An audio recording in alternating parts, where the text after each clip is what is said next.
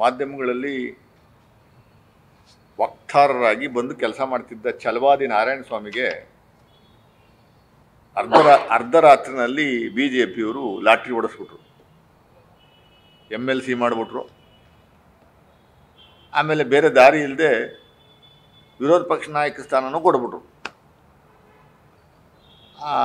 ಛಲವಾದಿ ನಾರಾಯಣ ಸ್ವಾಮಿಗೆ BJPಯವರು ಕೊಟ್ಟರು ಉದ್ದೇಶ ಇಷ್ಟೇನೆ, ಮಲ್ಲಿಕಾರ್ಜುನ ಖರ್ಗೆ ಅವರು ಅವ್ರ ಫ್ಯಾಮಿಲಿನ ಬೈಬೇಕು, ದಲಿತ ಲೀಡರ್ಸ್ಗಳನ್ನು ಬೈಬೇಕು, ಅವರು ಚಡ್ಡಿ ಅಂಡರ್ವೇರ್ ಆಗಿ ತೊಳಿಬೇಕು, ಅದನ್ನು ಒಗಿಬೇಕು, ಅದನ್ನು ತಲೆ ಮೇಲೆ ಹೊತ್ಕೊಂಡೋಗಿ ಅವ್ರವ್ರ ಮನೆಗಳಿಗೆ ಕೊಡುವಂಥ ಇದು ಉದ್ದೇಶ.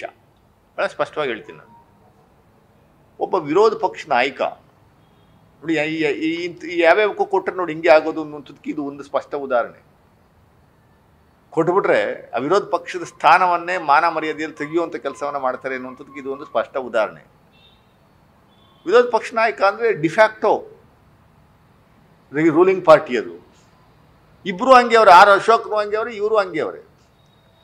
ನೆನ್ನೆ ದಿವಸ ಮಾಧ್ಯಮದ ಮುಂದೆ ಬಂದು ಸ್ಟೇಟ್ಮೆಂಟ್ ಮಾಡ್ತಾರೆ. ಪಾಪ ಲಕ್ಷ್ಮೀ ಹೆಬ್ಬಾಳ್ಕರ್ ಬೆನ್ನಿನ ಮೂಳೆ ಎಲ್ಲ ಮುರ್ಕೊಂಡು ಹಾಸ್ಪಿಟಲ್ ಟ್ರೀಟ್ಮೆಂಟ್ ಮಾಡ್ತಾ ಇರುವಂಥ ಮಹಿಳೆಗೆ, ವೀರಶೈವ ಲಿಂಗಾಯತ ಪ್ರಬಲವಾದಂಥ ಮಹಿಳೆಗೆ, ಕಷ್ಟಪಟ್ಟು ಮೇಲೆ ಬಂದಿರುವಂಥ ಒಬ್ಬ ಮಹಿಳೆಯ ರಾಜಕಾರಣಿಗೆ ಆಕ್ಸಿಡೆಂಟ್ ಆಗಿರುವಂಥದ್ರಲ್ಲಿ ಯಾಕೆ ಆಕ್ಸಿಡೆಂಟ್ ಆಯಿತು ಅಂತ ವಿಶ್ಲೇಷಣೆ ಮಾಡ್ತಾರೆ.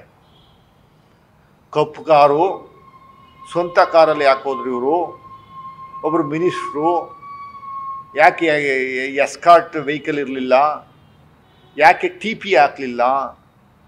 ಆಮೇಲೆ ಅದರಲ್ಲಿ ಇವನಿಗಿರೋ ಮಾಹಿತಿ ಪ್ರಕಾರ ಅವ್ನು ಹೇಳೋದು, ನಮಗಿರೋ ಮಾಹಿತಿ ಪ್ರಕಾರ ಲೋಡ್ ಆಫ್ ಕರೆನ್ಸಿ ಅಂತೆ. ಲೋಡು ಏನು ಲೋಡ್ ಅಂದರೆ ಲಾರಿ ಲೋಡ್ ಆಫ್ ಕರೆನ್ಸಿ ಇತ್ತಂತೆ. ಅದನ್ನು ಬೆಂಗಳೂರಿಂದ ಟ್ರಾನ್ಸ್ಪೋರ್ಟ್ ಮಾಡೋಕ್ಕೆ ರಾತ್ರಿ ಹೊತ್ತು ಹೋದ್ರಂತೆ. ಎಂಥ ಮೂರ್ಖತನದ ಸ್ಟೇಟ್ಮೆಂಟ್ ಇದು. ಏನ ಮಾನ ಮರ್ಯಾದೆ ಇದೆಯಾ? ಏನು TP ಹಾಕಬೇಕು ಅಂತ ಇದೆಯಾ? ಸರ್ಕಾರ ಕೊಟ್ಟ ಕಾರಲ್ಲೇ ಹೋಗ್ಬೇಕು ಅಂತ ಇದೆಯಾ? ವೈಯಕ್ತಿಕವಾದ ಜೀವನ ಇಲ್ವಾ? 24/7 365 ಡೇಸು ನೀವು ನಿಮ್ಮ ಮಂತ್ರಿಗಳು ಹಂಗೆ ಕೆಲಸ ಮಾಡ್ತಾರಾ? 24/7 ಸರ್ಕಾರಿ ಅಧಿಕಾರಿನ ನೀವು? ಅವತ್ತು CLP ಮೀಟಿಂಗ್ ಇತ್ತು, 11 ಗಂಟೆಗೆ ನೆಕ್ಸ್ಟ್ ಡೇ ಬೆಳಗ್ಗೆನೇ ಪಾಪ ಅವ್ರ ದೇವಸ್ಥಾನಕ್ಕೆ ಅವ್ರ ಮನೆಯವರೆಲ್ಲ ಹೋಗುವಂಥದ್ದು ಕಾರ್ಯಕ್ರಮ ಫಿಕ್ಸ್ ಆಗಿತ್ತು. 11 ಗಂಟೆ ಊಟ ಮಾಡ್ಕೊಂಡು ಹೊಟ್ಟಿದ್ದಾರೆ. ಲೋಡ್ ಆಫ್ ಕರೆನ್ಸಿ ಇದ್ರೆ ಮಾಹಿತಿ ಪ್ರಕಾರ ಮಾಹಿತಿ ತಗೊಂಡೋಗಿ ದಾಖಲೆಗಳು ತಗೊಂಡೋಗಿ ಕೊಡಪ್ಪ ನೀನು ನಿಮ್ಮ ಇಡಿ ಕೊಡು ಮಾರಾಯ. ಇಷ್ಟು ಮಟ್ಟಿಗೆ ಬೇಸ್ಲೆಸ್ ಅಲಿಗೇಷನ್ ಮಾಡ್ತಾ ಇರುವಂಥದ್ದು ಸರಿನಾ ಇದು? ನಿಮ್ಗೇನೊಂದು ಮಾನ ಮರ್ಯಾದೆ ಇದೆಯಾ? TP ಕೊಡಬೇಕು ಅಂತ ಎಲ್ಲಿದೆ? ಸರ್ಕಾರದ ಕಾರ್ಯಕ್ರಮ ಇದ್ರೆ ಮಾತ್ರ TP ಕೊಡುವಂಥದ್ದಕ್ಕೆ ಅವಕಾಶ ಇರೋದು. ಗನ್ಮ್ಯಾನ್ ಇವರೆಲ್ಲ ಬರಬೇಕು ಅಂತ ಎಲ್ಲಿದೆ? ಗನ್ಮ್ಯಾನು ಇದನ್ನಲ್ಲ, ಗನ್ಮ್ಯಾನು ಮತ್ತು ಇತರರಿಗೆಲ್ಲ ಮಂಪರ್ ಪರೀಕ್ಷೆ ಮಾಡಬೇಕಂತೆ. ಫಸ್ಟು ನಿನಗೆ ಮಾಡಬೇಕು ಮಂಪರ್ ಪರೀಕ್ಷೆನ. ನಿನಗೆ ಯಾರು ಹೇಳ್ಕೊಟ್ಟು ಮಾಡಿಸ್ತಾವ್ರೆ ಅನ್ನುವಂಥದ್ದಕ್ಕೆ ಮಂಪರ್ ಪರೀಕ್ಷೆಗೆ ನೀವು ಒಳಗಾಗಬೇಕು. ಫಸ್ಟು ಛಲವಾದಿ ನಾರಾಯಣ ಸ್ವಾಮಿ ಅವರೇ, ನಾಲಿಗೆ ಬಿಗಿ ಹಿಡಿದು ಮಾತಾಡಬೇಕು. ಒಬ್ಬ ಮಹಿಳೆ ವಿರುದ್ಧ ಮಾತಾಡುವಂಥ ಸಂದರ್ಭದಲ್ಲಿ ಆಕ್ಸಿಡೆಂಟ್ ಆಗಿ ಬೆನ್ಮೂಳೆ ಮುರ್ಕೊಂಡು ಹಾಸ್ಪಿಟಲ್ ಇರುವಂಥ ಸಂದರ್ಭದಲ್ಲಿ ಆ ಮಹಿಳೆಗೆ ವಿರೋಧಿ ಆದ್ರೂ ಸಾಂತ್ವನ ಹೇಳಕ್ಕೆ ಬರುವಂಥ ಸಂದರ್ಭದಲ್ಲಿ ಇದ್ದಂಥ ನಿಮ್ಮ ಮನಸ್ಥಿತಿ ಹೆಂಗಿದೆ, BJP ಮನಸ್ಥಿತಿ ಹೆಂಗಿದೆ ಅನ್ನುವಂಥದ್ದು ಇದು ಎತ್ತು ತೋರಿಸ್ತದೆ. ನಿಮ್ಗೆ ಯಾರು ಹೇಳಿ ಪ್ರೆಸ್ ಮೀಟ್ ಮಾಡಕ್ಕೆ ಹೇಳಿರೋದು? ನೀವು ದಲಿತರು ಅಂದ್ಬಿಟ್ಟು ನೀವು ಪ್ರೆಸ್ ಮೀಟ್ ಮಾಡಿದ್ರೆ ಯಾರು ರಿಯಾಕ್ಟ್ ಮಾಡಲ್ಲ ಅಂತನಾ?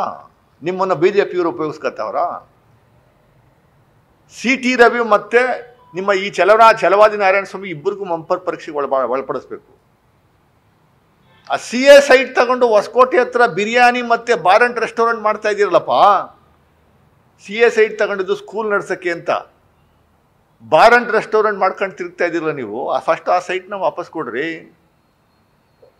ಖರ್ಗೆ ಅವ್ರ ಮಗ ರಾಹುಲ್ ಖರ್ಗೆ ಅವರು ಕಾನೂನುಬದ್ಧವಾಗಿ ತಗೊಂಡಂಥ ಸೈಟ್ನ ಇಲ್ದೇ ಗುಲ್ಲೆಬ್ಬರಿಸ್ಬಿಟ್ರಿ.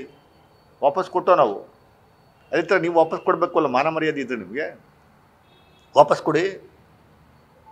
ಬಂಡಲ್ ಆಫ್ ಕರೆನ್ಸಿ ನೋಟ್ಸ್ ಅಂತೆ ನಿಮ್ಮದೇ ಇದೆಯಲ್ಲ. ED, CBI, IT ಎಲ್ಲ ನಿಮ್ಮದೇ ಇದೆಯಲ್ಲ ಸ್ವಾಮಿ. ಮಾತಾಡೋದಕ್ಕೆ ಒಂದು ಹಿತಿಮಿತಿ ಏನು ಬೇಡವಾ? ಏನು ಯಾವ ಲೆವೆಲಲ್ಲಿ ನೀವು ಯಾವ ಲೆವೆಲ್ಗೆ ಹೋಗ್ತಾ ಇದ್ದೀರಿ ಅನ್ನುವಂಥದ್ದಕ್ಕೆ ಎಷ್ಟು ಸರಿ ಇದು? ಅದೆಲ್ಲ ಈ ವಿಶ್ಲೇಷಣೆ ಮಾಡೋದೇನೋ ಮೊದಲು ನಾಯಿ ಬಂದ್ಬಿಡ್ತು ಅಂತ ಹೇಳಿದ್ರು, ಆಮೇಲೆ ಇನ್ನೇನೋ ಆಯಿತು ಅಂತ ಹೇಳಿದ್ರು. ಎಲ್ಲ ಇವ್ರಿಗೆ ಹೇಳಕ್ಕೆ ಬಂದಿದ್ರಾ? ಹಾಂ, ಡ್ರೈವರು ಆಮೇಲೆ ಇವ್ರು ಕೇಳ್ಕೊಂಡು ಹೋಗ್ಬೇಕಾಯ್ತಾ? ನಾವು ಇಷ್ಟು ಗಂಟೆಗೆ ರಾತ್ರಿ ಹೊತ್ತು ಯಾಕೆ ಹೋದ್ರಿ ಇವರು? ಬೆಳಗ್ಗೆ ಏನೋ ಫ್ಲೈಟ್ ಇತ್ತಲ್ಲ ಹೋಗ್ಬೋದ, ಇವ್ನು ಕೇಳಬೇಕಾಯ್ತಾ? ನಾವು ಬಾತ್ರೂಮ್ಗೆ ಹೋಗ್ಬೇಕಾದ್ರೂ ಕೇಳಬೇಕಾ ಬಿ ಜೆ ಪಿಯವ್ರನ್ನ? ಬೆಳಗ್ಗೆ ಹೋಗ್ಬೇಕಾ, ಮಧ್ಯಾಹ್ನ ಹೋಗ್ಬೇಕಾ, ಹೆಂಗೆ ಹೋಗ್ಬೇಕು, ಬಸ್ಸಲ್ಲಿ ಹೋಗ್ಬೇಕಾ, ಫ್ಲೈಟಲ್ಲಿ ಹೋಗ್ಬೇಕಾ, ನಡ್ಕೊಂಡು ಹೋಗ್ಬೇಕಾ ಅನ್ನುವಂಥದ್ದು ಬಿ ಜೆ ಪಿಯವ್ರನ್ನ ಕೇಳಿ ನಾವು ಹೋಗ್ಬೇಕಾ? ಅವರ ಸ್ವಂತ ಜೀವನ ಇಲ್ವಾ? ಹಾಂ, ಒಬ್ಬ ಮಹಿಳೆಗೆ ಇಷ್ಟರ ಮಟ್ಟಿಗೆ ನೀವು ಹೀನಾಯವಾಗಿ ಮಾತಾಡುವಂಥದ್ದು ಇದೆಯಲ್ಲ, ಇಡೀ ರಾಜ್ಯದ ಮಹಿಳೆಯರು ಅರ್ಥ ಮಾಡ್ಕೊಬೇಕು. ಬಿ ಜೆ ಪಿಯವರ ಮನಸ್ಥಿತಿ ಹೆಂಗೆ ಅನ್ನುವಂಥದ್ದು ಅರ್ಥ ಮಾಡ್ಕೊಬೇಕು. ಬಿ ಜೆ ಪಿ ಪಕ್ಷದಲ್ಲಿ ಯಾವ ಮಹಿಳೆಯರೂ ಸೇಫ್ ಇಲ್ಲ, ಯಾವ ಮಹಿಳೆಯರೂ ಸೇಫ್ ಇಲ್ಲ. ಸ್ಟೇ ತಗೊಂಬಂದಿರುವಂಥದ್ದು ಇವೆಲ್ಲವೂ ಭಾಳ ಸ್ಪಷ್ಟವಾಗಿ ಹೇಳ್ತವೆ.